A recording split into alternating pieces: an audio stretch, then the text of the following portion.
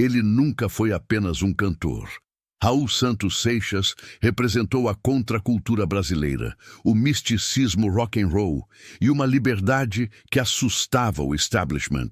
Vendendo milhões de discos, revolucionando a música brasileira e criando uma mitologia própria que transcendia o palco. Porém, numa manhã de agosto de 1989, dentro de um quarto de hospital em São Paulo, aquele que dominou todos os palcos com sua irreverência mística foi encontrado sem vida. A pergunta que o mundo continua fazendo é direta: como alguém que pregava a imortalidade da alma pode ter um corpo tão frágil?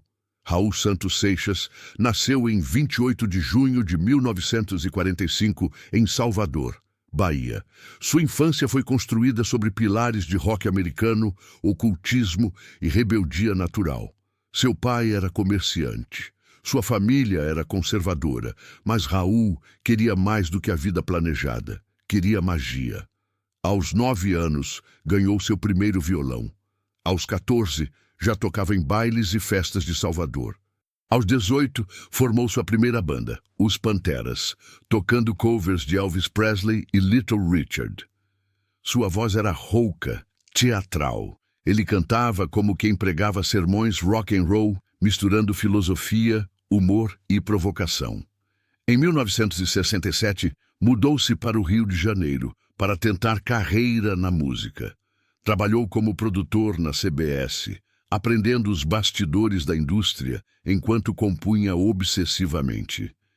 Então, chegou 1973.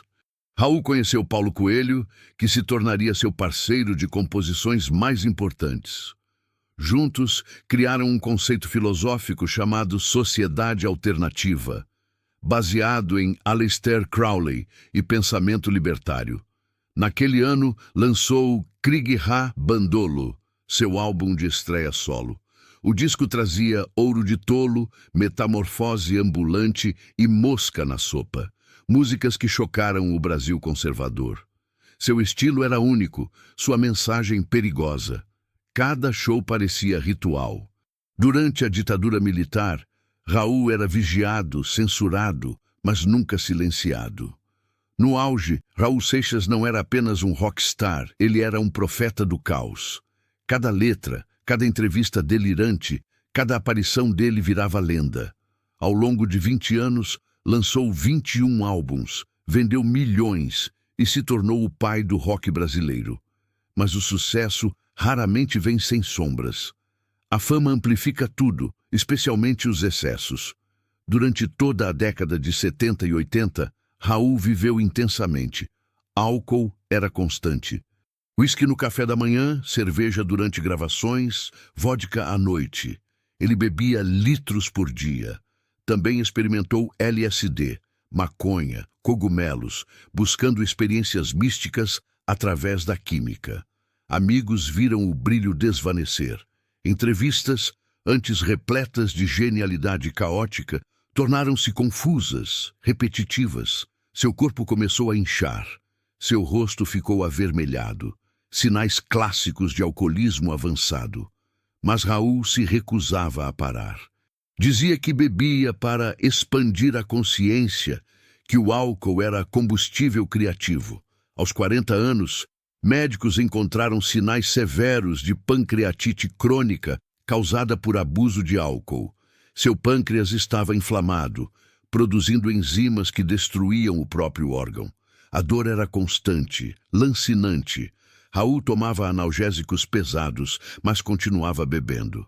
Em 1983, sofreu seu primeiro ataque grave de pancreatite aguda. Foi hospitalizado em estado crítico. Médicos disseram que, se continuasse bebendo, morreria em poucos anos. Raul prometeu parar. Saiu do hospital. Voltou a beber. 1987. Raul estava visivelmente debilitado. Seu peso havia aumentado drasticamente devido ao inchaço. Sua pele estava amarelada, icterícia causada por problemas hepáticos. Ele cancelou shows, mas continuou gravando. Lançou A Pedra do Gênesis, seu último álbum de inéditas em vida, julho de 1989. Raul foi internado no Hospital Sírio-Libanês, em São Paulo, com quadro grave de pancreatite aguda novamente. Seu pâncreas estava necrosado, liberando toxinas no corpo. Infecção generalizada se instalou. Médicos lutaram contra sepse, insuficiência renal, colapso de múltiplos órgãos. Ele passou semanas na UTI, conectado a máquinas, delirando com morfina. Nos momentos de lucidez, pedia para ouvirem suas músicas, recitava trechos de Aleister Crowley, falava sobre reencarnação. Dizia que voltaria, que a morte era apenas uma porta. Na manhã de 21 de agosto de 1989, o Hospital Sírio-Libanês estava silencioso.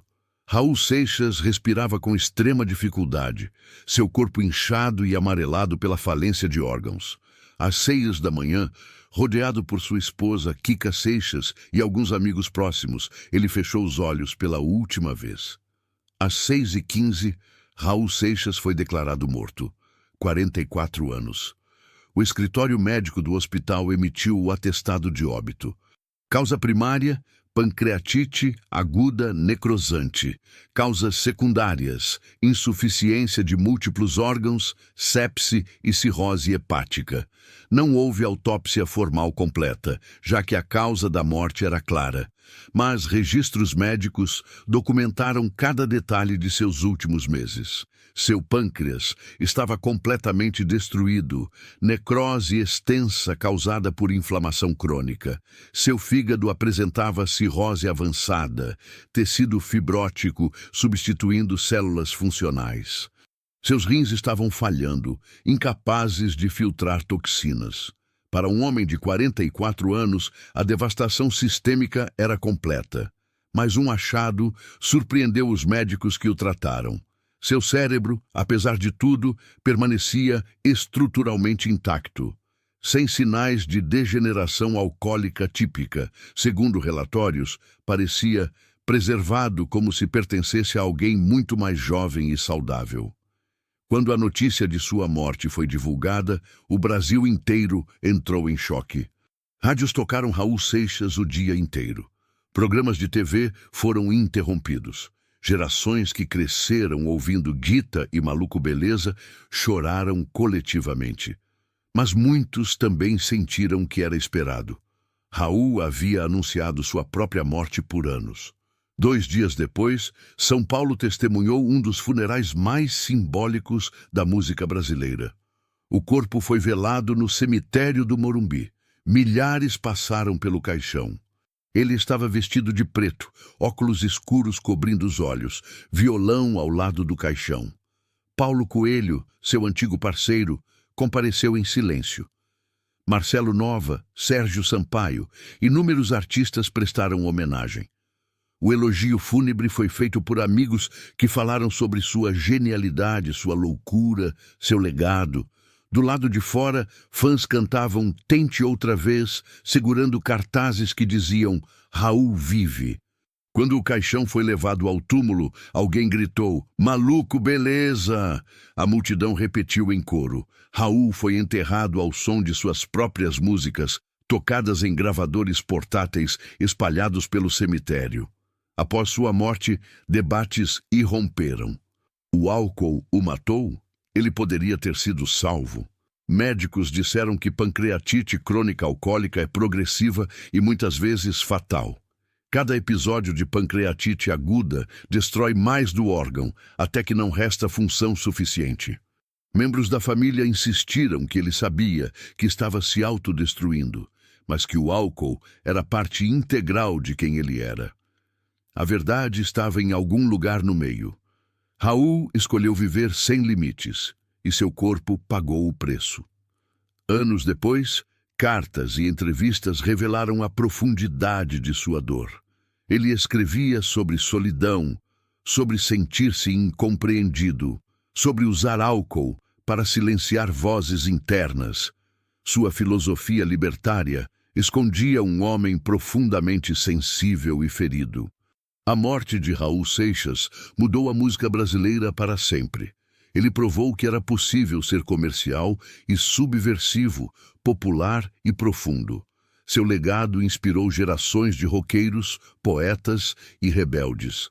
Especialistas médicos, revisando seu caso, enfatizaram que pancreatite alcoólica é uma das formas mais dolorosas e fatais de doença relacionada ao álcool. O pâncreas literalmente se autodestrói, liberando enzimas digestivas que corroem tecidos. Não há cura, apenas manejo, e isso exige abstinência absoluta de álcool. Após sua partida, vendas de álbuns de Raul Seixas explodiram. Coletâneas, tributos e relançamentos se multiplicaram. Em 2011, o documentário Raul, o Início, o Fim e o Meio contou sua história. Em 2012, Paulo Coelho publicou Cartas e Memórias da Parceria. Honras póstumas continuaram, estátuas em Salvador, nomes de ruas, prêmios em sua homenagem. Ainda assim, nenhum tributo capturou totalmente a contradição que era Raul Seixas, um místico que bebia até cair, um filósofo que se autodestruía, um ícone que pregava a liberdade, mas vivia preso aos próprios demônios. Sua história tornou-se um espelho para o custo da genialidade sem freios. Especialistas culturais argumentam que Raul era produto de seu tempo, uma era onde excessos eram romantizados e tratamento de vícios era estigmatizado. E ainda assim, dentro dessa tragédia, permanece algo profundamente humano. Um homem lutando contra a própria natureza autodestrutiva, colapsando na interseção entre misticismo e mortalidade.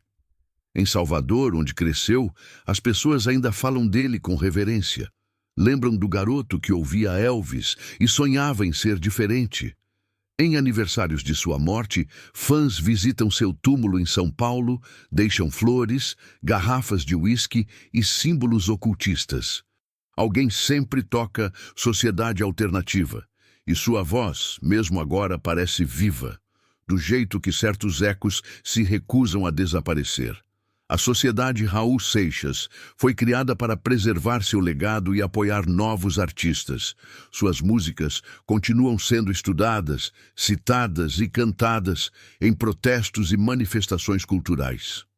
A morte de Raul Seixas foi classificada como decorrente de pancreatite alcoólica. Mas quando se olha de perto, nada em sua história é simples. Cada letra carregava filosofia oculta. Cada show tinha ritual. Por trás de cada provocação, havia um homem tentando se manter inteiro entre genialidade e autodestruição, entre o profeta que ele representava e a pessoa que sangrava sozinha. Sua vida foi magia e uísque, sua queda foi lenta e anunciada. E em algum lugar, entre o último acorde e o último gole, está a verdade sobre o preço da liberdade total. Porque no final, Raul não morreu de pancreatite. Ele morreu de ter recusado todas as regras, inclusive as do próprio corpo.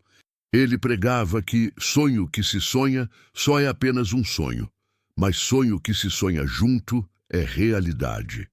E deixou milhões sonhando junto. Mas o próprio Raul, ele sonhou sozinho com uma garrafa na mão. E quando o corpo desistiu, a lenda apenas começou. Porque maluco, beleza, não morre, só muda de plano existencial. E talvez essa seja a única verdade que importa. Raul conseguiu o que poucos conseguem. Virou mito antes de virar cinzas. E continua mais vivo, na memória coletiva, do que muita gente que ainda respira.